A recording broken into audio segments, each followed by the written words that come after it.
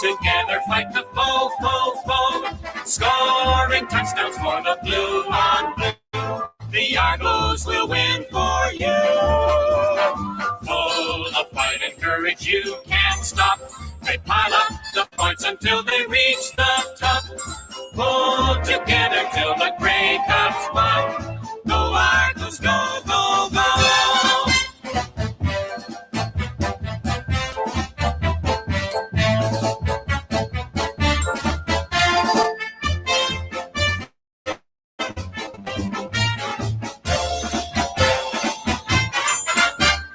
Go Toronto Argos, go, go, go!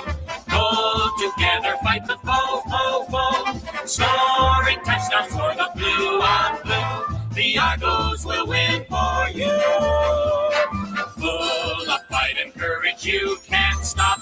They pile up the points until they reach the top. Pull together till the Grey Cup's won. Go Argos, go Toronto, go! Go Argos, go, go, go!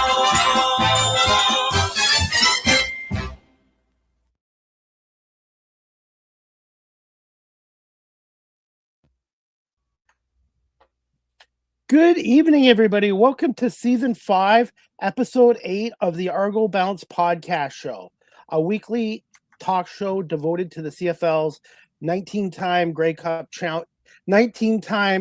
champion Toronto Argonauts. And I'm excited for our show tonight, Season 5, Episode 8, here on this Monday, July 27th, 2026. I want to say thank you to everyone watching this show on Facebook, LinkedIn, YouTube, Twitch, X, Instagram Live, and on all major audio platforms such as Apple Podcasts, Spotify, iHeartRadio, and wherever podcasts are available. And if you're watching the show right now live stream, if you have comments and questions for Nick and myself, please type them in the comment section as well. And for the first time in a month, Nick, we actually get a Victory Monday for your Toronto Argonauts with their 26-12 win over the BC Lions. Nick, thank you for joining me tonight for Episode 8. We get a Victory Monday, and the best part, the icing on the cake, the Argonauts are finally returning home back to BMO Field. Good for you guys, but bad for me. But you know what? Yes, it is good that they're going back to BMO Field. Plus, they'll be in Guelph a little bit longer, so I should be able to get down to one or two more practices and get some more content as well. But it has been a long time since the Argos have been at BMO Field. I'd say, 10 months? Beginning of October was their last home game at BMO Field. Yeah, and I mean, even just to start this season, the whole fact that they've had to practice out of Guelph this whole time and flying, train, busing everywhere they needed to go. We had a little bit of a grace with the Hamilton game, but it's done now. Get to refocus. I guess the unfortunate part about this whole thing is we don't get our home games back to make up for it. We still have to fly out to Winnipeg and Saskatchewan one more time, but at least there's a bit of a rest and they can finally get back to that normal mindset. The hardest part is over now and they've climbed that hill. And the best part is that going into this bye week, they've had this victory over the BC Lions that we talked about how important, how much of a must-win game it was. If they didn't win this game, this was going to be the longest 2-week bye week stretch of their entire lives. So it's nice they're able to build off that momentum now. And Rob Schneider is watching from Buffalo on his YouTube channel. Hello, Chris and Nick. Go Argos! And the Argos did get a win today, or on Saturday night, 26-12. We'll talk a little more about the win, but the big news was Chad Kelly leaving the game with a neck injury. Dave Naylor, I guess, on a social media page, reported that the X-rays were negative. So I guess he's still going to get some work done on it. So fingers crossed he could be ready for the August 6th game. Nick, I got to ask you this, your opinion. And I know Mike Miller didn't want to comment on it because the league would fine him. But do you find Sankey's hit was a cheap shot on Chad Kelly? I didn't think it was a cheap shot. Like any of you guys who follow me on social media know my perspective of it. The fact that that just wasn't automatically called a roughing the passer on the field and it took the command center to overturn the call and to include the penalty, I think was the silliest part about it. I don't think there was any intent to injure on that. You can kind of see what happened was there was Sankey and then there was the other defender, and they almost kind of sandwiched Kelly in that spot. And I mean, it's hard because, especially with quarterbacks, we've seen with the injuries to Bo, the injuries to Nathan Rourke, now the injury to Kelly, how rough it can be when you've got injuries and teams missing their quarterbacks, how much the quality of play can drop from that position. But even earlier in the game, I think it was either on a kick return from Grant or on a catch on the right side of the field earlier in that quarter. There was a late hit there too that didn't get called. It's just they don't seem to want to be calling after the plays. And then if you're coaxy and bat a guy in the head lightly for not getting off your leg, or you're winning McManus and in Montreal for the Hamilton game last night, and you give you shove them with your knee, well, you get tossed out of the game for that. It's like the officiating needs to do a better job at not letting things escalate. The reason why you had a fight break out after Kelly got injured is because they didn't immediately throw the rough in the passer flag. That's the kind of stuff that needs to get cleaned up more than anything. But no, I don't think Sankey's head was dirty. I know some people thought that, but I don't really think so. Robbie is watching on YouTube again. He wants to ask you, Nick. I was going to ask you this, but we'll let Robbie beat me to the question. Who stood out for you in the win, Nick? Which Argo players really stood out for you? I'm going to flip that around. I want to give you a chance to answer it first. Who are your, we can maybe jump to the 3 stars. Who were your top picks of the night? Well, the kicker, Brady Lidster, 4 for 5. And I know he missed a 48-yarder at the end by inches, but I thought he was solid. First CFL game. And he had four kicks, and 2 of them were 47 and 48 yards. So I thought he did well. I thought the running game wasn't really much of a factor. Chad Kelly, before he got hurt, had a good game. Mackay Polk, 4 catches for 91 yards and 2 touchdowns. And Sean Lemon, the 37-year-old Sean Lemon, had 2 sacks. And Ralph Hawley had a sack, and another player had a sack as well. But I would say Brady Lidster and Sean Lemon and Jerian Grant. He had a 41-yard return, a 31-yard return. I thought he was great. Basically, the special teams unit. I'm going to give the 3 stars to Brady Lidster. Actually, we'll just go special teams, Sean Lemon, and Mackay Polk. Yeah, I'm in agreement for a lot of them. The other thing I wanted to point out too, with the injuries that the Argos did have, I do want to also give credit. My stars are going to the substitutions, the guys who came in and had to step up and fill those roles, those gaps that were filled. So of course you had mentioned Sean Lemon, of course, but I want to give a shout out to Derek Sluka. He had to come in for Darius Pickett, and then when Pickett was ready to go back in, then Owen Goss went down and Sluka had to fill in for there. So he did a really great job stepping up, being a really tactical Swiss Army guy, versatile and filling in those positions. And of course, how can we not also give credit to Nick Arbuckle, who let me just bring the stats up here. He had 134 yards, 13 for 20, and was able to close out that game. And I mean, when you look at how Arbuckle played last season, he played extremely well, and he was able to step up in this role as a backup when needed be. And him talking about in the post-game interview, being mentally prepared at any time that you have to be ready to go in this scenario. And we cannot, as Argo fans, take for granted the fact that with all these other injuries to quarterbacks, I've been saying it every year, there is some point in the season where your 2nd string quarterback needs to play.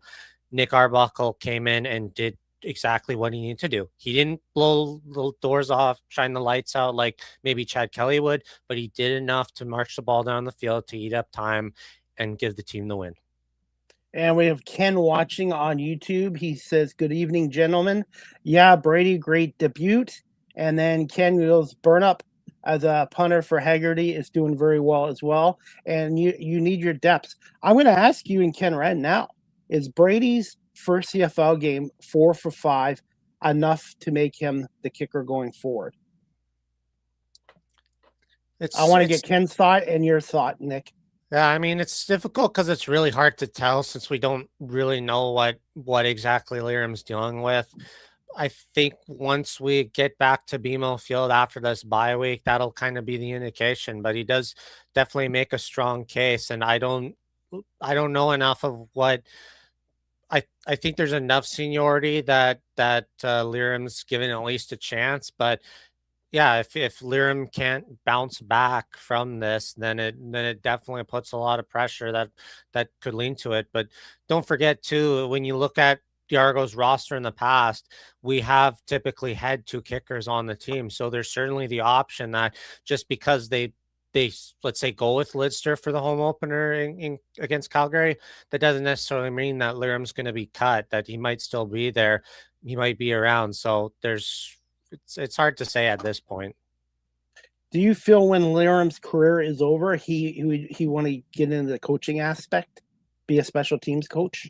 I mean, I think he'd be good at it. I mean, I again, I mean, he still obviously still wants to play, but if he does choose to go that route, I think he's traveled. He's well traveled. He's played in the NFL. He's played for I think Toronto, Winnipeg, and Hamilton. So he's played for multiple CFL teams. So he's got kind of that experience around. I mean, I also thought on that point he does have a pretty high paying full time job, so that might impact things. But I think when you look at say the mentorship he received from someone like Coach Kick, I think there's definitely that inspiration, at least to me, to pay it forward to the next gen. I do that myself as a curler with the kids I coach. I want to share that love of the game and the sport with them as well. So, and I mean, we see that with lots and lots of players, even though if they move on and do other things for a professional career, they always get things up for football. Like look at the late Jim Corrigal. He spent after coaching in Kent State, he spent all his time at free time at high schools in Ohio to help kids out and help grow the next gen of players. So it's it's something that I could definitely see from Liram. Ken would say, I would say that depends on the discussion between Liram and the coaching staff and management. I totally agree with you. And his work career will probably come first as well, but maybe in the future as well. Liam has a successful job. We've heard that. You never want to have an unsuccessful job too, Ken. It's important to have a successful job. So we'll leave it at that. And then Ken's comment. I'm trying to keep up with Ken's comments on YouTube. This week should be interesting on that front. Absolutely. And with them having a short week next week, the game Thursday against Calgary, their last day in Guelph is on August 4th, which is Tuesday. I'm going to assume the team is going to take this week off, but by Saturday, they'll be back practicing. Either Saturday or Sunday, they'll be practicing 2 or 3 more times at Guelph before heading back to Toronto on the 5th.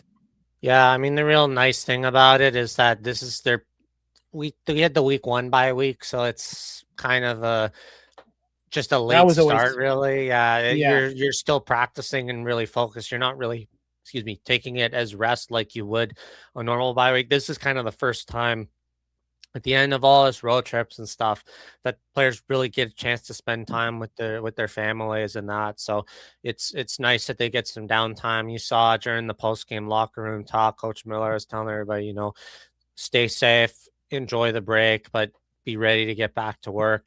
So there's definitely that motivation there that they'll be focused and be ready to go, whether or not how many days they spend at Guelph versus how many they move back. And it's nice that you do have this gap where if you're trying to figure out some things with rent or whatever between Guelph and here in Toronto, you can get that settled now too. Nick, before we get to one of the player interviews that I did this week, I did a couple more. How important was this win versus BC after their devastating loss to Hamilton a week before with that missed 31-yard kick by Liam? How important was this to get that bad taste out of their mouths? Well, we were saying that this was an important must-win game. I mean, the difference between being 3-4 right now versus being 2-5, it really makes it hard. Then you have to have you have to give 3 wins just to break even now without giving up another loss. And so you're already set behind now. And I think there's only one stretch where we play 2 consecutive home games in a row. Every other time it's we're playing here and then we fly out, and then we play here and then we fly out. So it's still not really that easy of a schedule, even with all these away games, because we traded home games away for it. It's a difficult situation. But while we're talking about it, I do want to bring up the home opener and some of the promotions. We got to talk about it because there's some exciting things. As you know, I've mentioned it before, but they do have the all you can eat section, which will be, if I'm not mistaken, it is on the east side upper deck. You can get an all you can eat ticket for $40, where included with your ticket is all kinds of food, hot dogs, I think soft drinks as well, non-alcoholic stuff, of course, but you can get all that included in your ticket, which I think is a phenomenal deal for $40. And then the other big giveaway, as we saw, they're giving away John Candy inspired jerseys from when him, McNall, and Gretzky had first bought the team, the mesh replicas of those sweaters to the first 10,000 fans. Nick, what's the deal with the stadium? Is there going to be the gate 3 going to be shut up again too? Or is it going to be fully open now that the World Cup's done? Your guess is as good as mine. We will find out when we get there, but I think that's, now that we're done, we don't have to feel negative about the road trips anymore. It's happened, it's done. The fact that we're back home, this is the big selling point of all the stuff we had to deal with. This is the selling point. We have a brand spanking new renovated stadium. We've got new grandstand areas. We've got renovated suites now on the lower bowl. Hopefully, once the grandstands are out in those north ends, south ends, whether it's like a bar rail kind of thing or some sort of viewing deck, which will be really nice. I always loved standing in the south deck before the renovations. If there's anything like that can improve the fan experience, and it'll be just I think the first day it's going to be fun just coming back in and really getting to walk around it and explore and see what the changes are and how much better this will be for the team now that they've got the renovations done.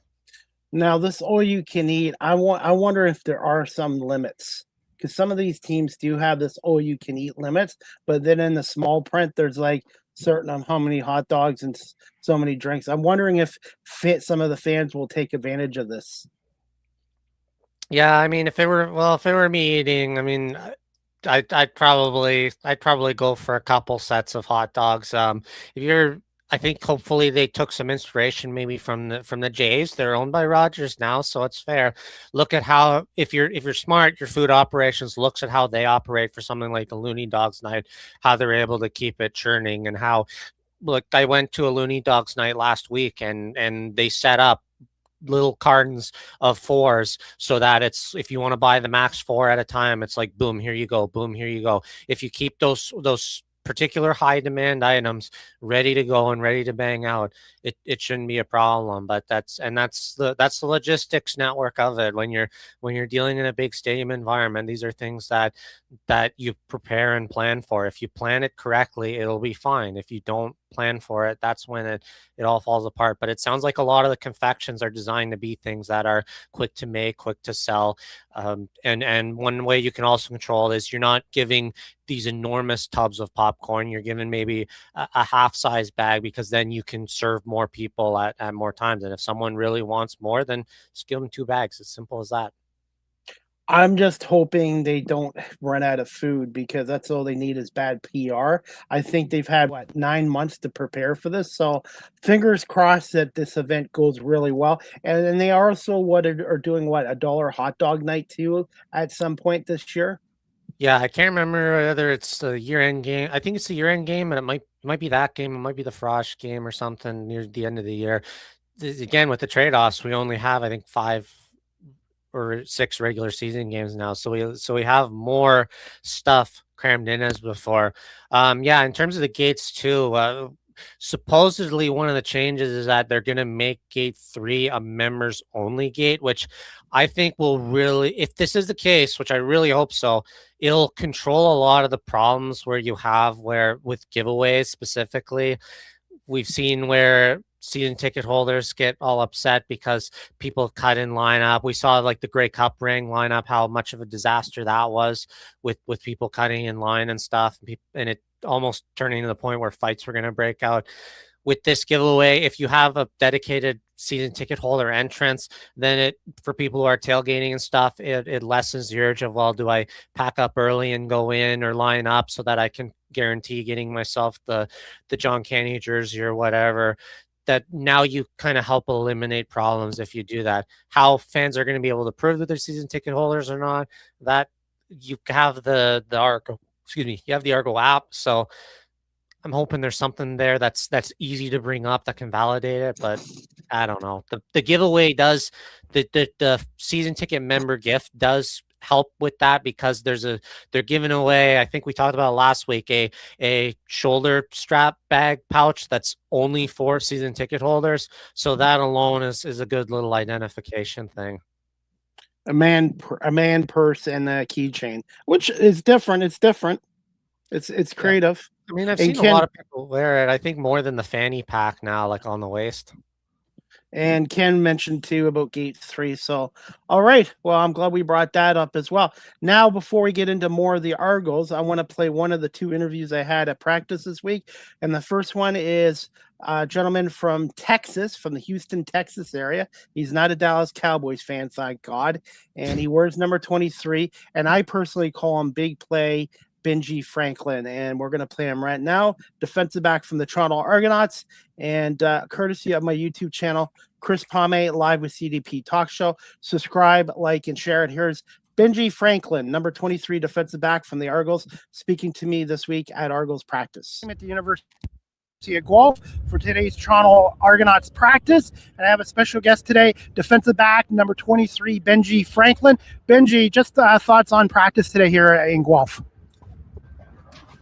Today we had a great work of practice. Yesterday we had bad weather, but it doesn't matter. We had a great work of practice. It was a good day to come out here, work with the guys, and get better. And we look forward to another practice day. Can you tell our audience a little bit about yourself? One thing about me, I'm from Houston, Texas. Grew up playing ball since I was a little kid. Blessed to play the sport, and I'm thriving to keep going at it. Dallas Cowboys fan by any chance? Not so much. I would say I'm a Houston, Texas fan. Houston, Texas fan. Yes, sir. Now, who were some of your early football influences, mentors, and coaches? Influences growing up, I would say probably watching, Jalen Ramsey. He's one of the guys I've been looking up to. Champ Bailey. Let me see a couple of guys like. Let me see. Did I say Champ Bailey? If I said, if not Champ Bailey, he's great as well. But those guys, they're great at what they do, and their craft is just is amazing. I try to play the game like them as well. Try to make play like them as well too. How much of an adjustment was it coming from the States, the American game, to the Canadian Football League game? It was real different. My first year coming in 23, I didn't know too much about it, and this was able. The game was real fast, and the rules was way different than what it was now. But playing the game now is real fast, and I was able to adjust and able to make plays, and it's real fun. How would you describe yourself as a defensive back and a teammate on the Toronto Argonauts? I describe myself as relentless. A guy that never gives up, try to make plays anytime I can, and whenever I get that opportunity to make a play, see ball, get ball. What's a fun fact about Benji Franklin, and do you have any football nicknames? Fun fact about me, I would say I'm kind of country. So I like to ride dirt bikes and four-wheelers. Another thing that I'll probably say is,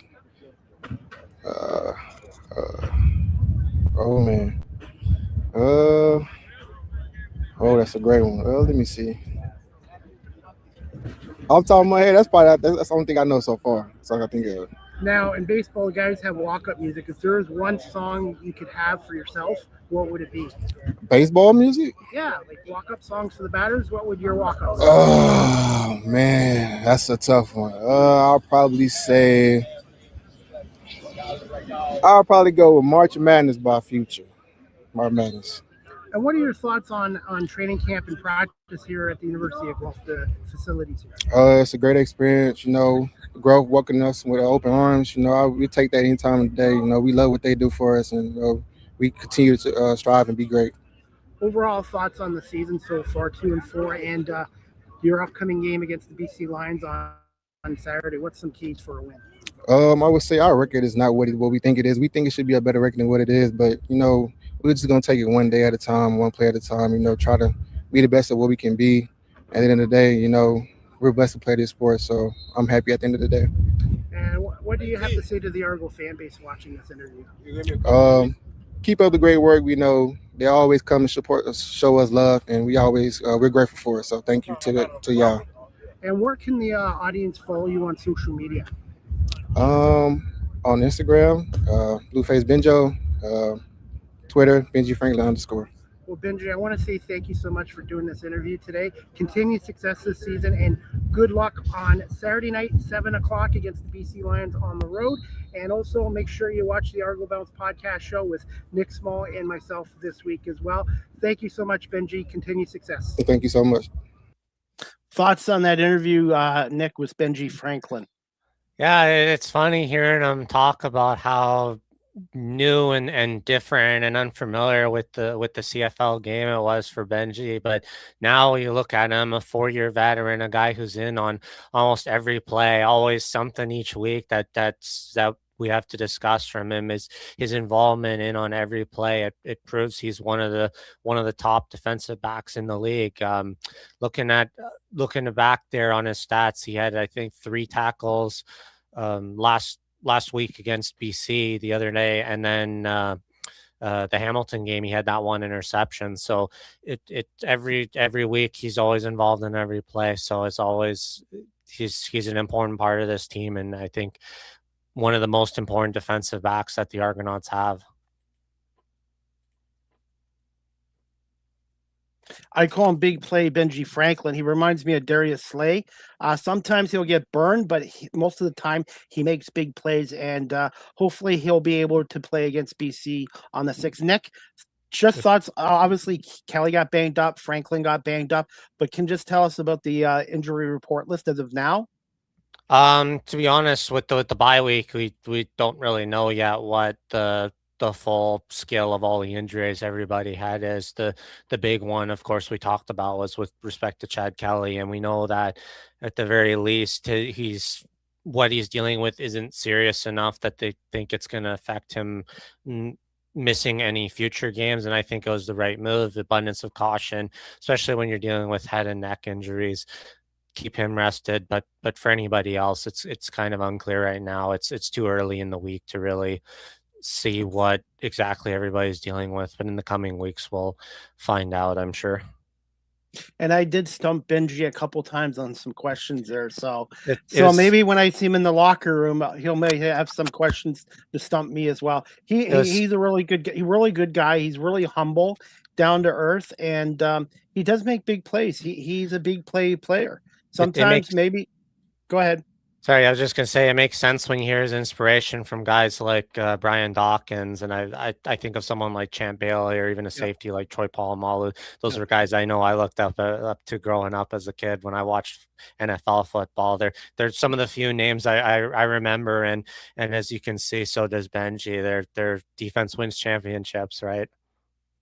Nick, just quick again thoughts, overall assessment on rookie kicker Brady Lister, Windsor Lancer alumni, 4 for 5 on kicks, and I'm not sure what's going to happen with him going forward, but I think this gentleman deserves another opportunity to kick for the Argos this year, whether it's against Calgary or some other point in the year. I think he had a tremendous career in the OUA with the Windsor Lancers too, so this kid knows how to kick the football. Yeah, I mean that's the exciting thing, and that's where I think if you're the Argonauts, we like I mentioned before, you don't necessarily have to have one or the other. We've had 2 kickers for the last several years. It was Gachuz Lozada and Toshi Sato the last couple of years, and I think as I mentioned in the last episode, we've had stretches where we just have not had anybody to kick the ball, and we've looked horrible, embarrassing because of it. And now that they're doing things different this year, they're making sure no matter what happens, whether I hope Liram finds his game back, but if not, you have Lidster proves he's decent, capable, competent at kicking. Even if it if things don't work out, then you have him. But if you can have both on the lineup right now and can make it work. So that's certainly a positive to take away. And it, yeah, well, it's really just so hard up in the air because we don't, like I said, we don't know what Liam's dealing with, and out of respect for him, like it's not our business to know what's going on. But yeah, I just hope whoever it is succeeds, and that's I think how most Yep. fans see it. As long as the ball goes to the field goal post and we win games, that's all that matters at the end of the day. Now, I haven't heard much about John Huffnagel, but Jim Barker has had him back on this roster, especially bringing back a guy that he originally brought to Toronto in the first place. And I want your thoughts on, were you surprised by the play of new Argo Sean Lemon and getting 2 sacks in this game? Yeah, I mean, there was definitely a lot of pressure from the defensive line in general, which is something that we hadn't really seen to this degree in any of the games to this point. Even the other game where they beat Saskatchewan, it didn't really look quite like this. I guess my concern though is it reflection on how good guys like Sean Lemon, Dwayne Hendricks coming back in? Are they more motivated? Are they fired up? Or was it a case where, kind of like the Hamilton game last week, you saw Josh Donovan, right tackle for the BC Lions, go down in the second offensive drive early, and it was Sean Lemon who pushed him in and kind of, I don't know, leg buckled or something, and he had to get carted off. That makes me wonder kind of what is it also maybe a fact that BC's O-line is just not very good. I think going into this week against Calgary, it's going to be a real challenge because Vernon Adams is one of these guys, kind of like Davis Alexander or to a lesser extent Trey Ford, a guy who can throw from the pocket, but also under pressure can run around and make plays regardless. So that's where I think is going to be the bigger test for him. I don't know if you agree, but Oh, by the way, Calgary is in Hamilton on Saturday night at 7:00. Hamilton's 3-4, Calgary's 3-4. So both those teams are going to be desperate for a win. And then the Stampeders have to play in Toronto 5 days later. So the Argonauts are going to be well rested and should be prepared for a Calgary team that's going to be playing 2 games in 5 days. yeah, I mean, rest versus rust, right? We've seen that in the playoffs where it's hasn't always worked out sometimes. So, but you hope with the extra week of film, and I mean, I think Hamilton has had a good defense. Like I think you'd agree last night they were the ones that kept them in the game again. So the offense let them down, Trey Ford's turnovers and the offense let them down. So if they can put up a similar defensive performance against Calgary too, it can maybe give some signs of things that maybe Calgary is not so good at, how they can generate pressure on VA to make throws. I mean, to this point, he's the only quarterback now with Davis Alexander throwing an interception. He's the only quarterback starting QB that hasn't thrown an interception yet this year, but he's typically, I know the last time they played in Calgary, it wasn't the case, but typically he has had some of his worst games against Toronto. So whether or not it's a coaching strategy thing, hopefully they can find something that Hamilton takes advantage of when they play this week. It will be interested in Nick, and I'm going to play my second and final interview with an Argos player this week from Argos practice. Ethan John, who's also a former Windsor Lancer alumni. So the Toronto Argonauts and these Windsor Lancer alumni, and Ethan John, who is from the great state of Michigan, was kind enough to give me a couple of minutes of time. We're going to play this interview right now with number 24 defensive back Ethan John of the Toronto Argonauts at practice last week at the University of Guelph. We're live at Toronto Argonauts practice at Alumni Stadium at the University of Guelph. And I have one of the Toronto Argonaut players, Ethan John, here. Ethan, just thoughts on today's practice here in Guelph. It was good. Guys are flying around, having fun. I'm excited for the week at coming up against BC, so I'm excited. Coming from Minnesota, how much of an adjustment was it coming from the U.S. football to the Canadian college football at Windsor and then with the Argonauts? The jump from the States to Canada playing at University of Windsor was a lot different. I played corner in the States, and then I played halfback at the University of Windsor, the Waggle. The size of the field being like a field half It was definitely different. You had to really learn and adjust to the waggles and kind of how you move. But I mean, at the end of the day, football is football. But there's definitely, definitely gets used to that waggle, and just kind of the speed with the run ups and everything like that. Thoughts on your time with the Windsor Lancers? I loved it. There's really, like, I would say, I don't know how many programs, especially all the ones I was at in the States. I loved them all, but Windsor, I mean, it was different. Coach JP Cercelli, and Coach Pat Donovan, obviously the rest of the staff, they care about you. It's as family. Coach Pat, as my defensive coordinator, I learned a lot, but I think I feel like you grew a lot, even more as a person than you did a player. So, I really enjoyed my time at Windsor. Who were some of your early football influences and mentors in the state of Minnesota? Oh man,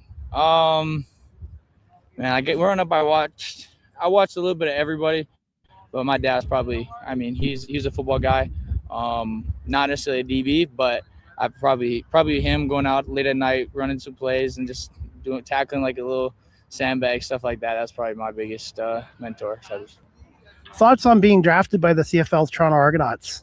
I was pretty happy. I was hoping, and I had a good feeling that this is kind of where home was going to be for me, and I was pretty pumped for that to come to fruition. So, what's a fun fact about Ethan John that the Argo fans might not know about you? Oh man, it's tough. I don't know. I like fishing, but I have 3 degrees. I have 2 associate's degrees and a criminology bachelor's from Windsor, so I don't mind school too much. But I'd say, either fishing or that I would love to do a law enforcement career when I decide to hang them up one day. I actually went to school for law and security, and I was in security for 24 years until I switched into media. I wanted to ask you this as well, Ethan John. Just thoughts on the Argo season so far, and just thoughts on the game against BC this Saturday night on the road. Oh, I mean, we definitely had ups and downs. Obviously, sitting at 2-4 is not where we want to be. We know we could be better, but let's just finishing up, cleaning up the details. We'll be all right. Play the brand of football we do, and then the key for us is just coming out, be physical. BC's got a great team, great program. They got a great team, and I think it'll be a pretty fun game, physical, and we just gotta play our brand of football, and we'll be all right. If you could be like a baseball player and have a walk-up song, what would it be for you? Oh man, that's a good question. I'm bad with songs. I'm a big guy of faith. How important faith has been in your football career? That it's been huge for me. I've definitely had ups and downs. Out in California, it was definitely a low point in my career. But my faith in my Savior, Jesus Christ, has been huge in me, and it allows me to not to say cope, but know that it's bigger than football. It's bigger than just what I'm doing out here. That I'm doing this for a purpose, and everything I do is to give Him glory. So I'd say it's probably one of the biggest things of not just my football career, but my life. So. And what would you have to say to the Toronto Argonaut fan base? Oh man, I'm pumped to be here. I'm pumped to get back to BMO and see all you guys. I appreciate all you guys' support and coming out to the games, and like I said, I'm looking forward to meeting a lot of y'all and seeing y'all at the games at BMO. And where can people find you on social media, Ethan? I'm on Twitter, ejohn_Andrew, and then Instagram, EthanJohn024, I think. So those are the 2 for me. And last question for you. What do you miss about home the most in Minnesota, the state of Minnesota? I say the summer activities, but the biggest thing for me is just being around my family, my little brother. I miss a lot of time him growing up, moving around school last few years. So I'd say family is the biggest thing for me, just being around my family. So. Well, Ethan, I want to say thank you so much for this interview. Continued success in the 2026 year with the Toronto Argonauts. And this will air on the Argo Bounce podcast show with Nick Small and myself, a weekly show devoted to the Toronto Argonauts. Ethan, thank you so much. Ethan John, number 24 for the Toronto Argonauts. Good luck against BC Saturday. Thank you. I appreciate it. Well, Nick, thoughts on the interview with Ethan? Yeah, I mean, well-traveled individual, a lot of cross-border travel. it's a very unique path too, because he's gone to maybe more than some other players, had a lot of experience with the Canadian style of game and the American style of game, and then of course to play for the University of Windsor and to be drafted and to take a spot as a Canadian player is certainly a huge advantage. I just was spending some time just double checking through his playing record so far, because I know he played a decent amount during the Winnipeg game and played a little bit of special teams on the Hamilton game, and I'm sure he was dressed in special teams in the BC game, although he didn't have any stats on the board for this game. But yeah, I mean, he's a young and up and coming guy, and it shows that, to have the depth and versatility there's really important, as we saw this past week. I think from what I recall of the Winnipeg game, I thought he played rather well and stepped up when he needed to. So it's super important, especially with Canadian players. If you can do your job right, you can have a long career playing, but also, his interest in academics and school is huge, because it's a lot of times how you set yourself up for your career after football.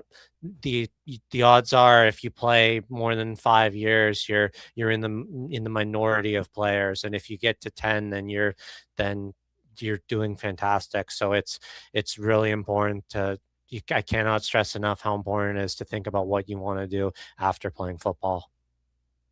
Nick, do you feel the Argos defense is improving? Obviously, BC right now without Nathan Rockin, they're struggling. But anytime you hold a team in the NFL, CFL, college football to 12 points, your defense is doing a little bit better. They had 4 sacks. They didn't give up any touchdowns. And I thought the defense is improving. I'm not sure it's a Grey Cup type defense yet, but I do think it's improving after 7 games. Yeah, I mean, I guess regardless of how you do it or what the matchups are, you can only play as good as the team you're faced off in front of. I mean, they chased Bryce out of the games, which was a positive thing. I don't know if switching to Salter faster would have necessarily meant BC could have got back into it, but especially with Nick Arbuckle having to come in, and kind of your offense gets a little hiccupy. Nick played great, but there's still those challenges where now you're kind of taking field goals where you're hoping to get touchdowns out of. The fact that the defense was able to hold BC to just 4 field goals and really lay control there was a good sign. And I hope that with the defensive line play, especially the pressure they were able to get this week, I hope that's a sign of stuff to come when they play at home against Calgary in 2 weeks. They can kind of build off this momentum. I think the secondary's been a lot better. They haven't really led as many long balls through as they have in the past, and their linebacking course, I think, okay. They're doing a lot better than they did earlier in the year, where there were a couple of those 5-yard catch and runs that they just nobody was close enough to, and they were able to break free. They're getting better, tighter coverage, and they're not taking as many bad penalties. So if you can build all those positive things together, I hope that they can. They gave up 56 to Calgary last time they played. So 58. I think it was 58. Yeah. So I mean, we know the Argos, if Kelly's 100%, we know they can put up 30 to 40 offensively. So that's where they need to hold them. I think the bar is at least to 30 points, half of what they gave up last time. Overall thoughts on Nick Arbuckle coming in, obviously 13 for 20. I think he had 134 yards, but how important is it to have that experienced veteran quarterback in case your starter goes down? Yeah, it was huge. And I mean, he inherited a lead, which is always a positive thing. He didn't have to do anything flashy. It reminded me a lot of what he did in the same building 2 years ago in the Grey Cup. He did what he needed to do, made the passes that they needed to, march the ball into a comfortable position, chew time off the clock, give their defense a rest, win the battles of field position, gave Lidster those opportunities to kick those field goals. So he did everything he needed to do. And you look at that on the score sheet, his numbers were comparable to Kelly's. I think it was 136, something in that range. So it was enough what they needed to do. And overall, I was really, really happy. When you're second string quarterback, it's really hard because you don't get the reps that you do in practice, and to be able to come off the bench and to do what he did is something that I think we talked about it when Bo Levi Mitchell went down. Everybody was saying, "Oh, well, will they trade with the Toronto for Nick Arbuckle?" And of course, no, we're not that foolish. By the way, we have a guest watching on Instagram Live. Ralph Hawley, number 99 of the Argonauts, was watching our show for a little bit on Instagram Live. Thanks for joining us, Ralph. And Ralph is a good guy. I think he has a future in broadcasting when his career's done.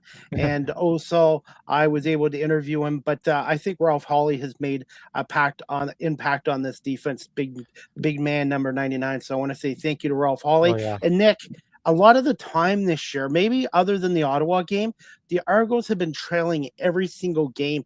And I think it was important, like the Hamilton game, they were up 7-0, and then they fell behind 21-7.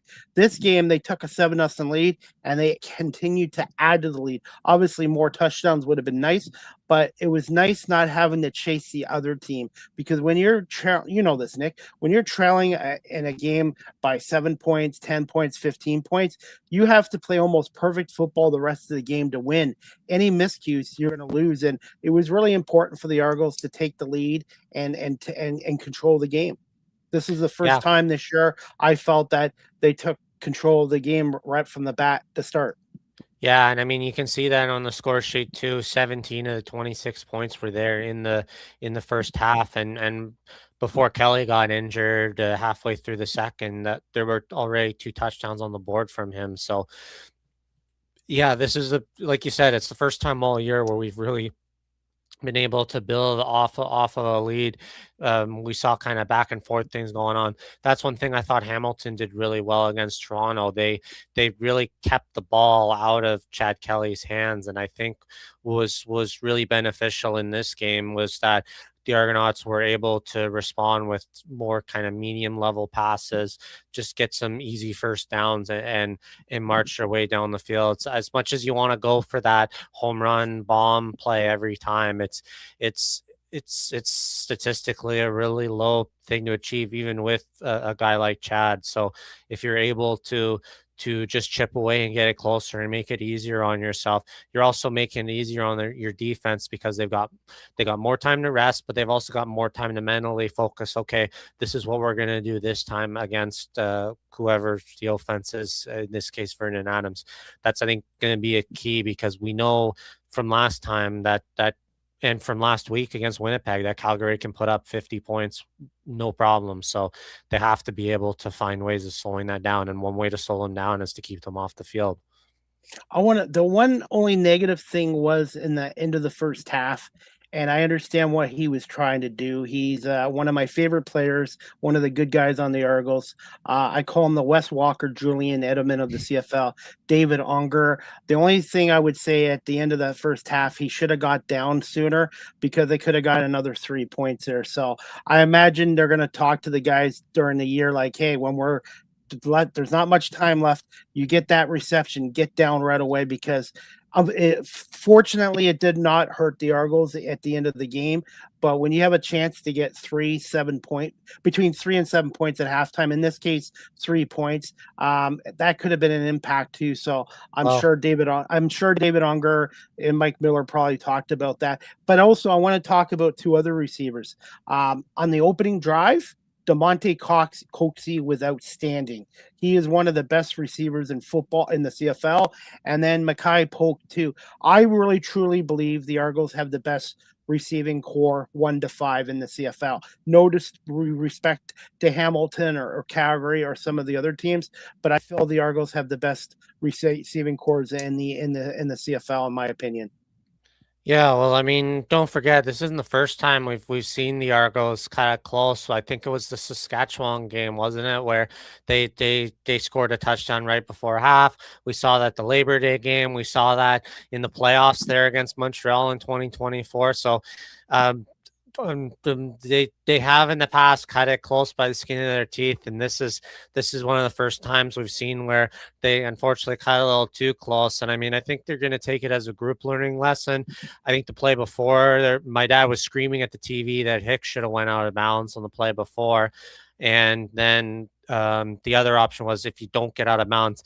This was maybe one of those scenarios. I know you only get 2 timeouts per game, but this is one of the things where if you're Mike Miller, a head coaching lesson learned, maybe you should consider taking that timeout there with 13 seconds left, because 13 with the moving clock, even if you're well on the ball, it got snapped at 8, which wasn't enough time. And yeah, but there's also blame on Unger too. He needed to go down too. So that's all learning lessons that you're gonna have to try to build off of. And we've seen that a couple of times with the team this year. There's been some mistakes that I think is just from being kind of a new coaching staff team. It's some growing pains. Absolutely. And Nick, just quick thoughts on their upcoming opponents. Calgary and Vernon Adams Jr. Obviously, the Stamps are coming off a win. They're now 3-4, and they've got to they got to come to the East Coast for a week. Saturday night against Hamilton, and then Thursday against Toronto. I cannot see the Stampeders going back out west and then coming back to Toronto for Thursday night. I'm assuming they're going to stay in Ontario for that week. But who knows? I don't know. We didn't think they would stay out west for part. The Argos would stay out west for the road trip. It didn't. So it's comfort and familiarity when you have a chartered flight with all your stuff. I mean, it's always easier when you can sleep in your own bed and prepare from your own facilities. I kind of look at how Calgary's played their brand of football, and we saw it in our game and we saw it in the Winnipeg game.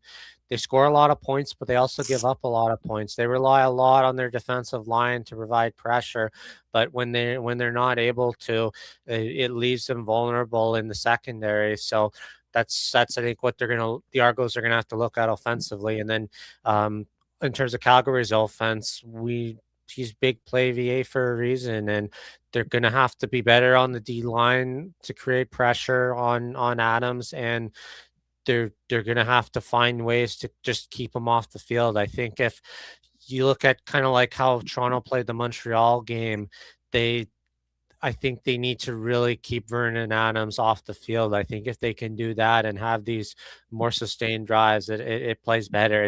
It's really never felt to me, other than maybe this BC game, it never really felt to me at halftime that we really led in the possession battle and we were trailing in a really deep hole. I think if we can, even if it's not reflective on the scoreboard and it's maybe within a 1 possession or like a 10-point game at worst, if they can at least lead the possession time, I think that's going to chip them out. We get another comment here, and this is Ken. Ken is watching on YouTube. Thanks, Ken. Calgary has 2 very talented running backs in Mills and McAllister, and that's going to be a challenge for this Argos defense, but at least the Argos will have some time off to heal up, and this is going to be a high scoring game, guys. Ken and Nick, Calgary, Toronto, I think whoever has the ball last is going to win this game. I think it's going to be 70 plus points in this game. See, that's the thing. Like this has been the weird thing with the running game all season. The Argos have been, like, without question, hands down, the best run stopping team in the entire league. And it's like, I don't even worry about run defense right now, because you look at our own running game, we've been able to put up 5 yards or greater in most games with our running, but we're still only attempting probably less than 10 a game in most. That's not good enough, in my opinion. But they need to try to run the ball between 18 and 20. If I was offensive coordinator, which I'm not, I would try to get that ball to the running backs at least 18 to 20 times a game. Because I do think Hicks and Smith are going to be big players on this Argos offense going forward. I think they're both talented. Yeah, well, Calgary only managed to total 100 against us last time we played them, and what killed us was the fact that we let Vernon Adams throw for almost 400 passing yards. You look at Montreal when we lost 37-30 here, and it wasn't the fact that we let them run for 51 rushing yards. We let Davis Alexander throw 441 passing yards. That's the problem. We're giving up way too many passing yards, and we have curbed that down. But I mean, again, with a second string quarterback in BC, where the last 2 weeks we've been burned by second string quarterbacks in Hamilton and Winnipeg, it's kind of a moot point, right? Yeah, absolutely. But I do think that's going to be a high scoring game. And Nick, as we wrap up this show, we've got CFL Week 9 coming up. We got BC and Winnipeg, Montreal against 0-6 Ottawa. I think Ottawa's going to get their first win at some point. Calgary and Hamilton on Saturday night. And then the Sunday night football game. This is the game of the week, in my opinion. Saskatchewan at Edmonton, the rematch. Do we want to jump into the picks? Do you want to give your picks first this time? Because I went first last week. I'm going with Winnipeg over BC. I think BC is one of the worst. BC's got a lot of injuries. Nathan Rourke. I think Winnipeg's going to bounce back with a win at home. Montreal at Ottawa. I think Montreal is going to beat Ottawa. Unfortunately, Ottawa is going to be winless for a while. I do think they're going to win a game at some point, but I don't think they're going to beat the Montreal Alouettes. And then Calgary and Hamilton. Calgary's got the better offense, but Hamilton has got the better defense. I'm going to go with the Hamilton Tiger Cats in an upset over the Stampeders. It really isn't an upset when both teams are 3-4, but I do think Hamilton at home with their defense and Trey Ford, I think they're going to make enough plays to beat the Stampeders. And then Sunday Night Football, I see Corey Mace and the Saskatchewan Roughriders getting some revenge and taking care of the Elks at Edmonton at Commonwealth Stadium. So I've got Winnipeg, Montreal, Hamilton, and Saskatchewan winning this week. Yeah, it's a very interesting scenario there. I guess we don't know for certain whether it's Drew Brown or Caleros, but I'm expecting it's going to be Drew Brown for Winnipeg. Yeah, I mean, Winnipeg hasn't always looked good on paper, but I think I'll take Winnipeg over BC right now. I just don't trust them without Nathan Rourke. I'm going to actually take Ottawa at home against Montreal. Earlier when they played, I had said if when Ottawa was in Montreal, I said I would have taken Ottawa, and they just barely lost that game. So I'm going to take Ottawa at home. I'm going to take Calgary on the road against Hamilton. I just don't trust Trey Ford right now. And I'm going to, despite all the mess that's been going on at Commonwealth Stadium, I don't know if you saw the typhoon and the Post Malone concert, but with the storm that came in, hundreds of chairs were damaged. The flagpoles were all ripped off. It was that bad a storm.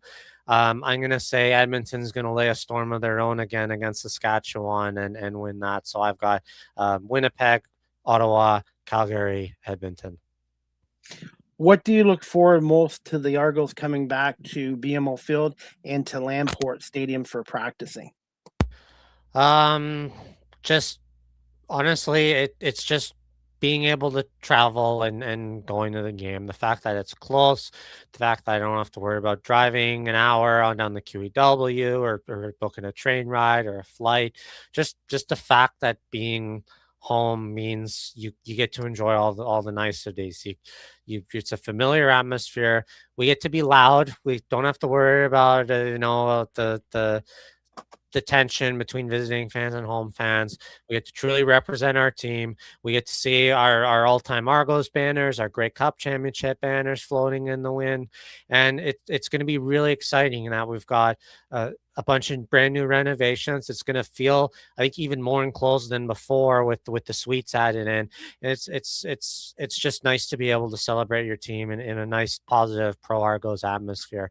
We lost that having to play the extra games in Winnipeg, Saskatchewan, and Hamilton. Like at least if they were in Ottawa and Montreal, we could have gone, but it just screwed all of us over for it. So the fact that we're now able to go and cheer on our team, that's the part I'm enjoying the most. What about you, Chris? Now, are they leaving the World Cup grass turf in? Or are they putting the other grass back in? I know TFC is playing there as well, so I don't know the full I haven't looked at the whole science behind it. It's some weird fancy new turf that has some weird like cross woven stitching or something. I don't know the exact details. I'm assuming it's still going to be grass, kind of like what it was before, because I can't imagine them swapping out like grass or astroturf or back and forth. So I have to imagine we're still going to be a grass field, at least to the end zone. And finally, Nick, where can our audience follow you on social media? The best way of contacting you in your next podcast episode. Yep. As always, you can follow me in Nick Small 38 on Twitter, Instagram, Facebook. I'm on there as well. In my next episode, I got the script written. I'm going to be talking about Jim Corrigal. I figure that's a fitting thing to talk about. So I just need to sit down and record it, and I'm hoping to have it up either tomorrow or Wednesday. So you can look forward to that. Well, Nick, thank you so much for coming on season 5, episode 8 tonight here on this Monday, July 27th, 2026.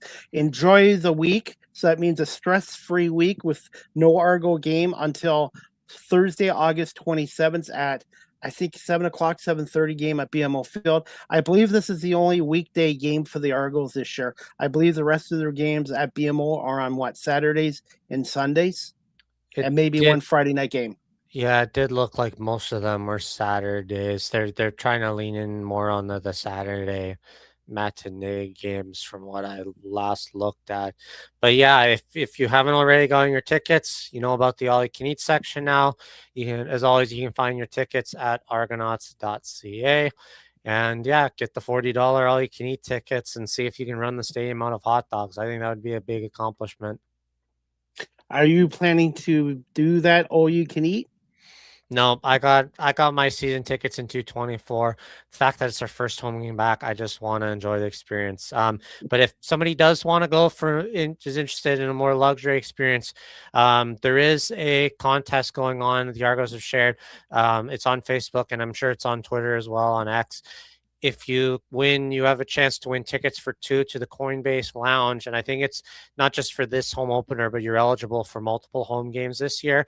I went last year to one. I won tickets for that in their game against Winnipeg, and it is awesome. You have access to a private bar, so you don't have to beat all the lineups. You have free access to food that's there, and there's hot dogs and stuff. But when I went, it was Caribbean night, so we had Jamaican patties and jerk pulled pork and all this other good stuff. So it's a really fun experience. So if you get a chance to enter your name in the contest, I honestly think the odds are fairly good to win because there's probably some 60 to 80 seats, I want to guess. And if the contest has tickets for even 20, that's pretty good odds to get in if you're a big fan or a season ticket holder. So put your name in there. You have a good shot at winning.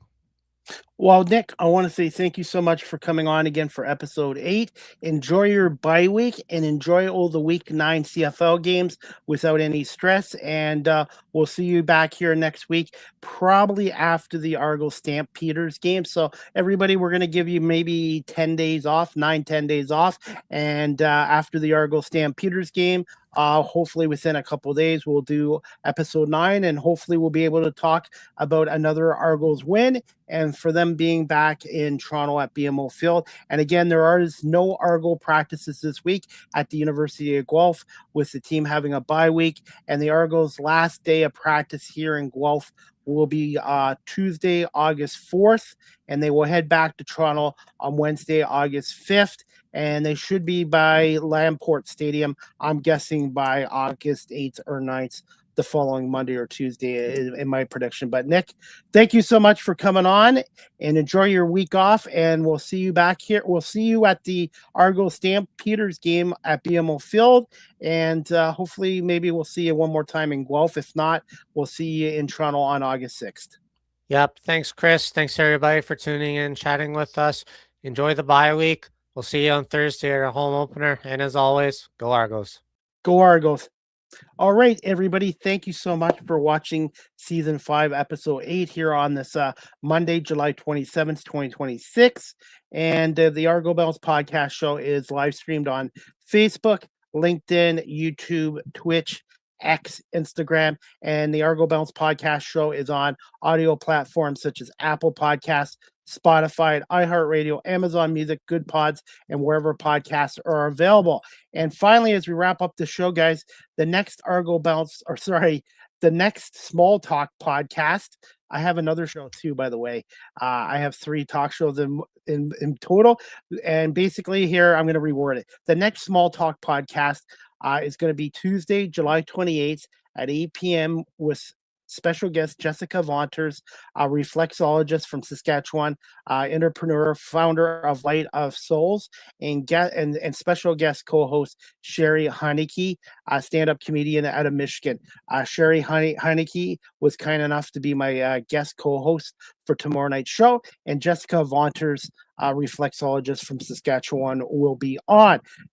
Tomorrow night, Tuesday, July 28th at 8 p.m. Eastern. So please check out the Small Talk podcast, which is a once-a-month entertainment talk show co-hosted by yours truly, Chris Pomay. And the next Argo Bounce podcast show with Nick Small and myself will probably be a day or two after the Argos home opener against Calgary. So Nick and me are going to kind of take a week off, and we'll be hopefully doing another Argo Bounce podcast show, episode 9, and hopefully talking about another Argos win as well. Want to say thank you to Ken and Robbie and Ken for watching our show. Thank you to everyone watching our show on our live stream platforms and on the audio platforms as well. I hope everybody has a great rest of the evening and enjoy the CFL Week 9 games this week. And we'll see if me and Nick, who gets more games right as well. I'm really looking forward to the Sunday night game with Saskatchewan and Edmonton rematch of Edmonton winning 36-34 in Saskatchewan last weekend against the Grey Cup champions in Saskatchewan. So that game, I'm really looking forward to Sunday night at 7 o'clock, Saskatchewan and Edmonton as well. And that is about it, guys. Again, thank you to Nick Small, my co-host. Thank you, everyone, for watching and listening to the Argo Bounce podcast show. Again, co-hosted by Chris Pomay and Nick Small. As always, go Argos and have a great week, everybody. And we'll see you back here next week with me and Nick talking Toronto Argonauts football.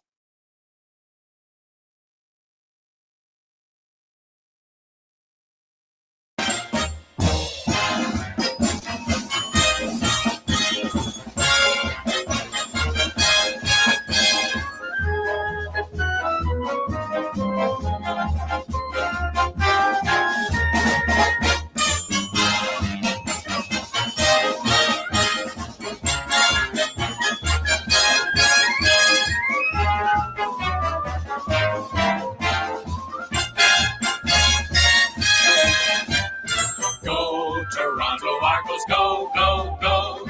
Pull together, fight the foe, foe, foe. Scoring touchdowns for the blue on blue. The Argos will win for you. Full of fight and courage, you can't stop. They pile up the points until they reach the top. Pull together till